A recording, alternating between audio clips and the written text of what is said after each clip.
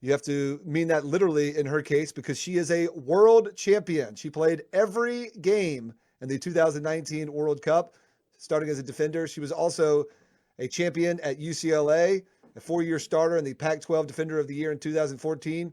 She was the 2017 NWSL Defender of the Year. She plays for the North Carolina Courage and the U.S. women's national team. Currently, the NWSL has canceled preseason games and have delayed the start of their regular season. Like other sports leagues, things are up in the air, but that means there's time for Abby Dahlkemper to take some time to join us right now. Joining us from the North Carolina Courage and the U.S. women's national team, she is Abby Dahlkemper. Abby, how are you doing? Good. I'm doing as well as I can be. I'm healthy and happy, so it's always a good thing. And let's start right there. I've used this over and over. How are you doing is a cliche question most of the time, but in these different times, it takes on a new meaning. So, what are you doing? Where are you doing? And how is your process of trying to get through this world in a somewhat normal sense going for you? Yeah, I mean, it's going well. Like I said, I'm feeling really healthy. I'm actually in Raleigh, North Carolina, and most of the North Carolina Courage is here.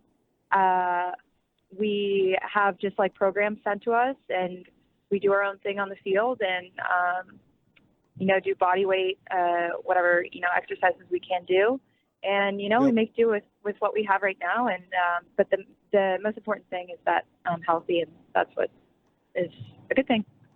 That is. I'm sure you are missing games. Abby Dahlkemper from the North Carolina Courage joins us. I wanted to compare this to another difficult time in your life. You went through kind of a freakish, weird injury. It was an infection that started in your toe, but it ended up being life-threatening. It was sort of a race against time. And then obviously in the recovery process, you missed what would have been normal playing. And athletes go through that all the time, injuries, right? Something that takes them out of the game, but the game continues.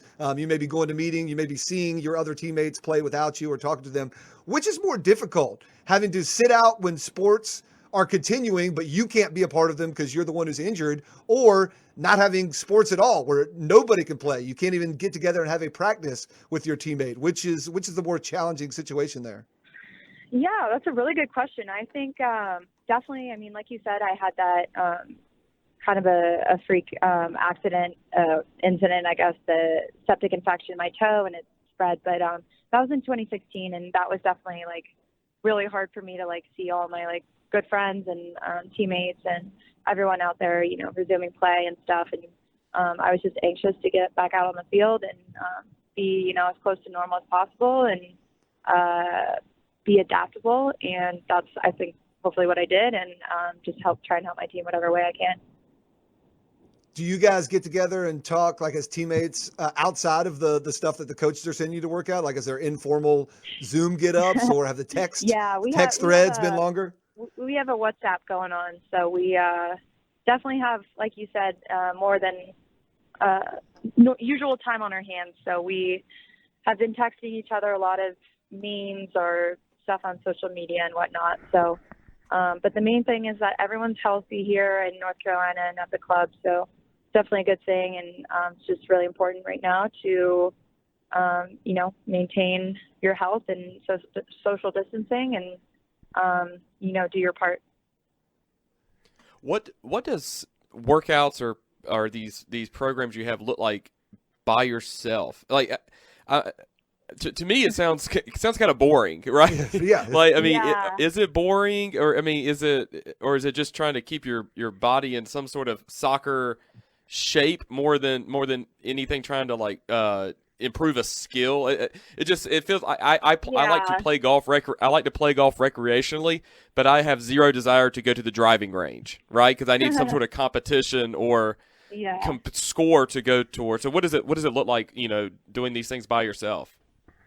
Yeah, I mean, I think kind of like you said, I think, obviously we all miss competing, playing against each other and playing against other teams. That's where you get better, I think. But, we're out on the fields, and we see our other teammates, obviously from a distance. So I think that definitely helps, keeps us pushing and motivated and on course. Everyone's just doing their part to be the best teammate and be as prepared as possible for when the season starts. Abby Dahlkemper joining us. She's from the North Carolina Courage and the U.S. Women's National Team. Abby, in the last month or 6 weeks, I don't know if I'll have the exact time right, but U.S. Soccer made a couple big hires. Cindy Parlow was named the president of U.S. Soccer. Will Wilson, the new CEO of the U.S. Soccer Federation. Now, I imagine those two people being in place don't change a lot about, how hard you work on the field or how your next game will go. But I'm curious, what is the impact on you as a U.S. Women's National Team player or as a NWSL player on changes that far up at the top? And what do you think about the new leadership of U.S. Soccer with Will Wilson and Cindy Parlow? I think hopefully it'll be like a great thing. I know obviously you said Cindy Parlow used to play on the Women's National Team, so she has a different perspective coming in. And I think, a fresh new start is good. And, hopefully just have a healthy and positive relationship. And, I think at the end of the day, they're hopefully going to be looking out for our best interests and whatnot. So, it's exciting and hopefully it'll be a good thing. All right, last question. Let's get to some fun stuff. We've all had a lot of free time. So are you a TV binger? Is there a show you want to recommend? Are you Tiger King? Have you taken advantage of Frozen 2 coming out on Disney Plus? Like, what has it been look like? Doing? Yeah. I've watched Tiger King, and it is mind-blowing. Everyone needs to watch that one. It's crazy. It's so crazy. And then I've also watched Ozark. I don't know, the new season 3 came out, and that is awesome, too. So definitely a bunch of good shows on Netflix and HBO and whatnot. So, obviously taking time to work out, but also taking time to rest and just try and stay healthy. Are there any consensus opinions among the Courage or the U.S. Women's National Team about Tiger King? Like, is anybody getting a new nickname out of this? Like, is anybody going to be referred to as, Abby Exotic or anything like that? Is there a Carol on the team? Is there a Carol? Yeah. Oh, gosh, I better not be Abby Exotic. But, Carol Baskin. I think, no, I was reading. I think, the case with Carol Baskin just got reopened or something, which is nuts. But, Yep. We haven't really gotten specifically to be able to talk about that, but I think a lot of people have watched it, and hopefully we'll catch up when we can all see each other again. All right, Abby, we are going to let you go, but I got to ask, what took you so long to get to North Carolina? It sort of worked out well because you were with the Flash in Western New York, and then they got purchased, they got brought down here. But you were obviously very good in college, recruited to UCLA. I believe the national coach Jill Ellis actually recruited you there, even though she didn't play for you. But all great soccer players, if they're great female aspiring soccer players, they come to the University of North Carolina. I don't care if you grew up in California. How did it take you so long to get here? Did Anson Dorrance miss on you, or did you turn him down?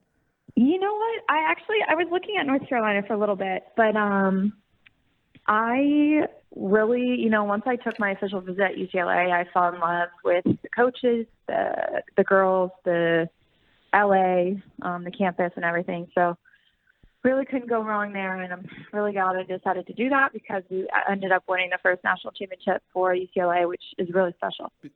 Sure. All right, real quick, what is the one takeout or curbside place here in Raleigh that you've been have you taken advantage of or that you would take advantage of or give the listeners? Like, what's your favorite go-to? Oh, my gosh.